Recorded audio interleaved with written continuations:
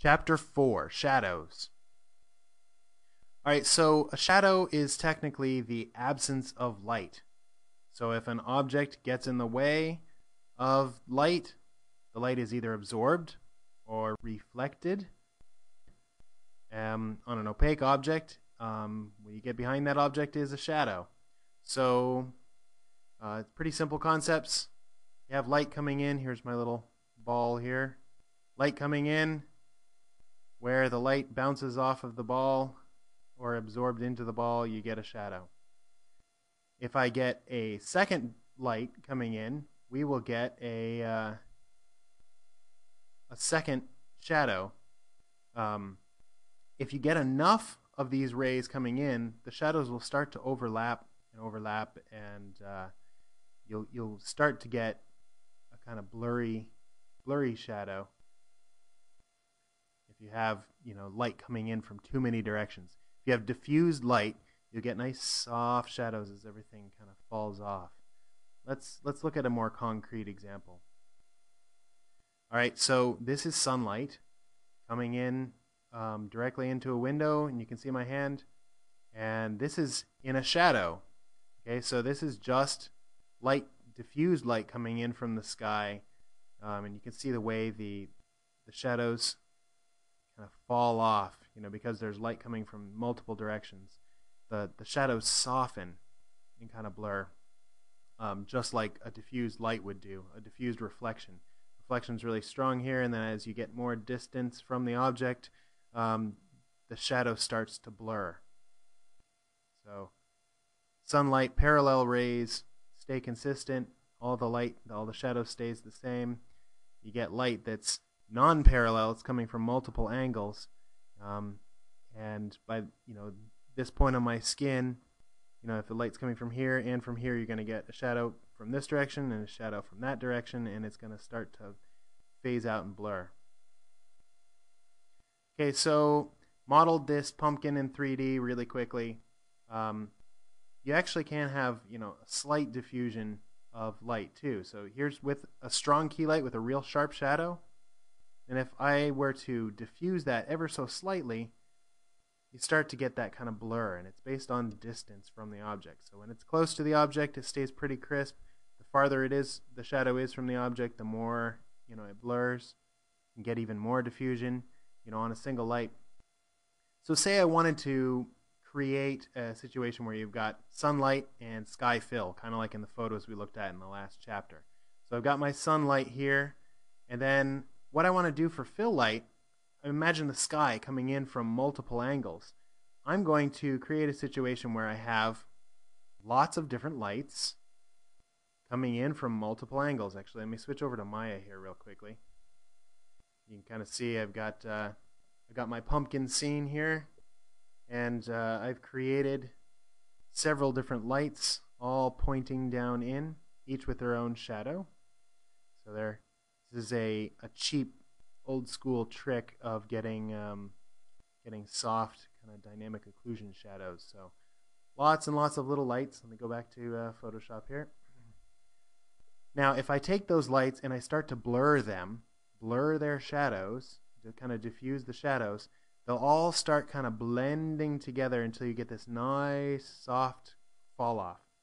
This is commonly known as or in the 3D world, kind of dynamic occlusion. So what that means is this pumpkin, as light comes in from this angle, let me get a pen brush here.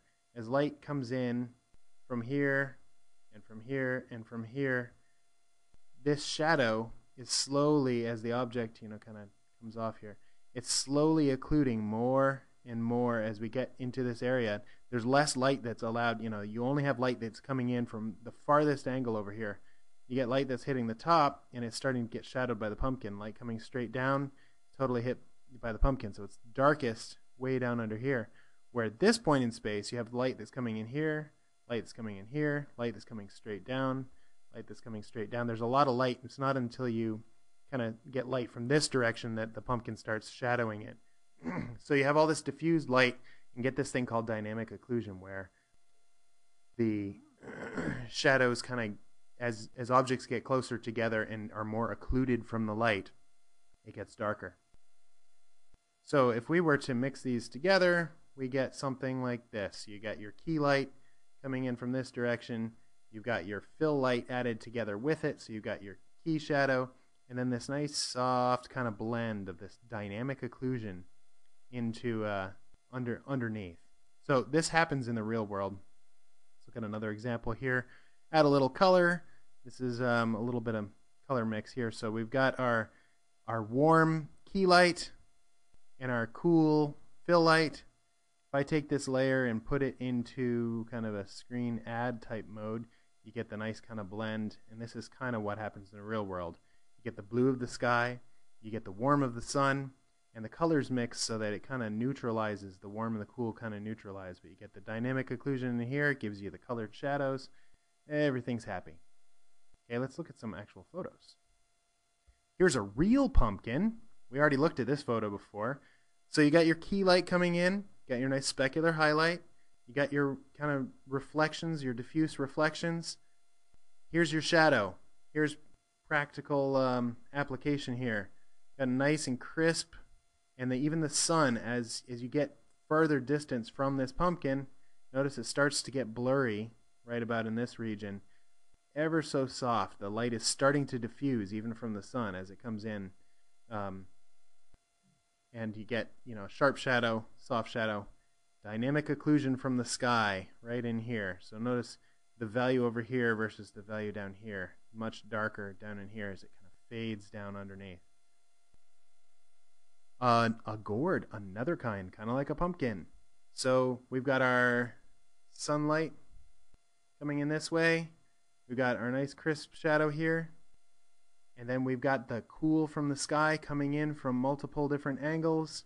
A little bit of this dynamic occlusion where the gourd is kind of making contact here.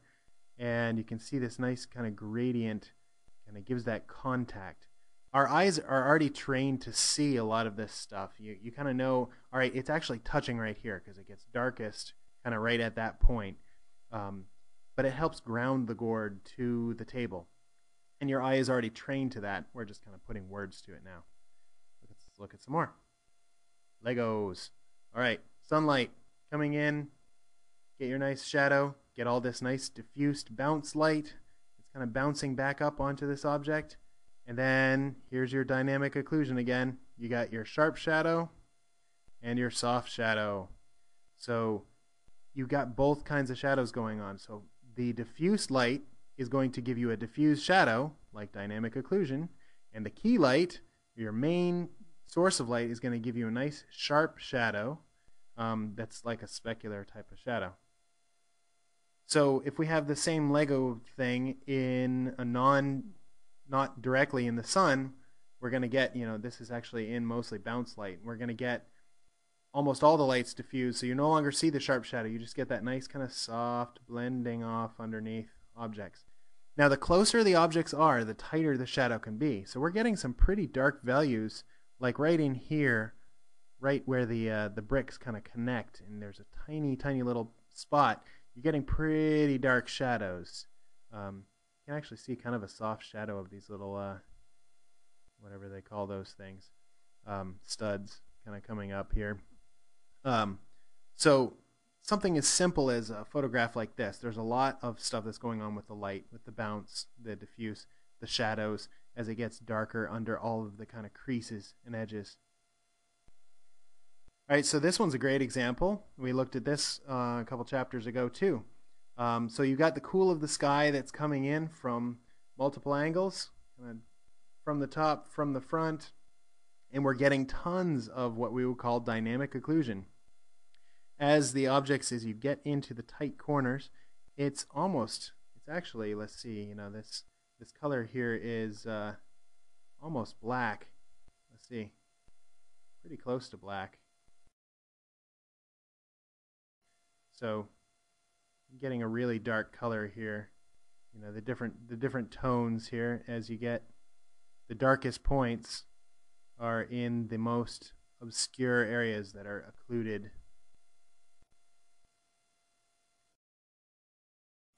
So you get this beautiful soft shadows. So think about this when you're creating artwork. If you're doing 3D, they actually call it dynamic occlusion. Sometimes they call it different things.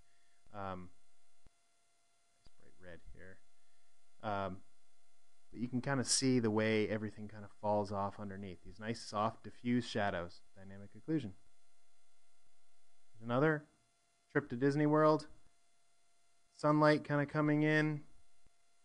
Notice the soft shadows. Because it's kind of cloudy, overcast day, get these kind of soft, dynamic occluded shadows under these areas. Even around here, you know, the color of the wall up here versus right on that, it kind of fades this very soft shadow. Look at the shadow right here. Very, very soft, you know, from the sky. You kind of see a nice soft shadow under this. When you go to paint things, you kind of want to add in some of those details. Think about the way the light is coming in. If it's coming in from so many different areas, think about soft shadows. So as you get creases and crevices, you know, where it's hard for the light, there's no light coming, you know, kind of all the light's coming from the top. There's not a lot of light that's coming, bouncing back up, so it goes the darkest in this area. Here's another great example. You can really tell a lot about the shape of the geometry because of these soft shadows. Another kind of overcast situation, so you've got pretty much just sky fill. But think about the shadows. You've got these kind of gradients of color, kind of gradients of tone. As things get deeper and deeper, there's less light. There's more geometry occluding the light, so it gets darker and darker. But your eye can really see the shape and the form because of all of these kind of subtle darkening, you know, the brightness here versus the brightness down here. It's a lot darker as this very subtle gradient of light kind of into the dark crevices and corners until you're almost, well, actually you are black in some of these areas, you know, dark down underneath. Everything gets real kind of dark as the light is occluded. Some nice little specular highlights, you know, kind of specular reflection of the bricks here, and a nice little reflection on that window. Just other things, you know, a little highlight from the sky there. Kind of cool. All right, so even in direct sunlight, you've got the sun coming from this angle. You got nice sharp shadows from the sun because it's you know, kind of parallel rays. So you get this nice crisp shadow. And then you get the cool of the sky again. But then pay attention again to look under all these little creases. In the shadows, you get this nice dynamically occluded shadows. By the time you get down in here, it's getting pretty dark down under this area because there's a lot of geometry that's kind of blocking, adding these soft shadows. And as the shadows add together, it gets darker and darker down into all of these different areas.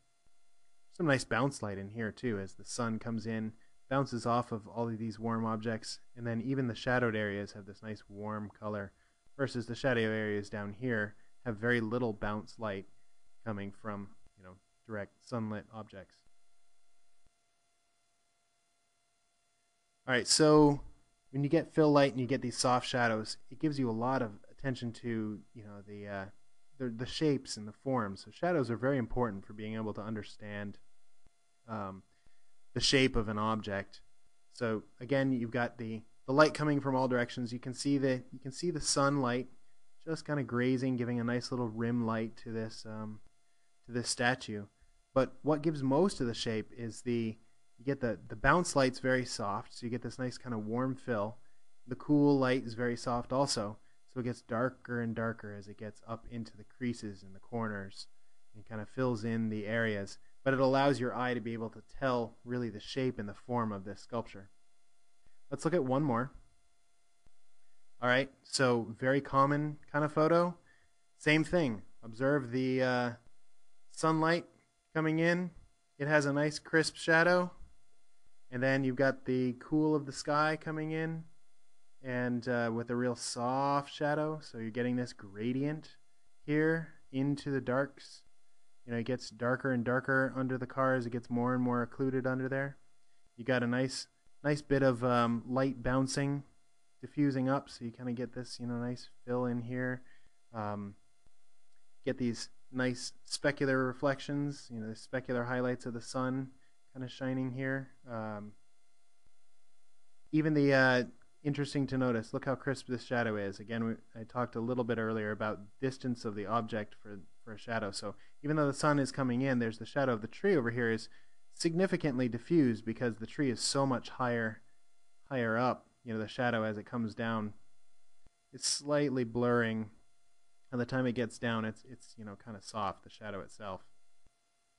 So that's the basics of shadows. So it lends itself very similarly to the way light works. You have, you know, diffuse light, you know, kind of that specular light. So, you know, the kind of parallel rays of light and the soft light. So shadows work kind of similarly.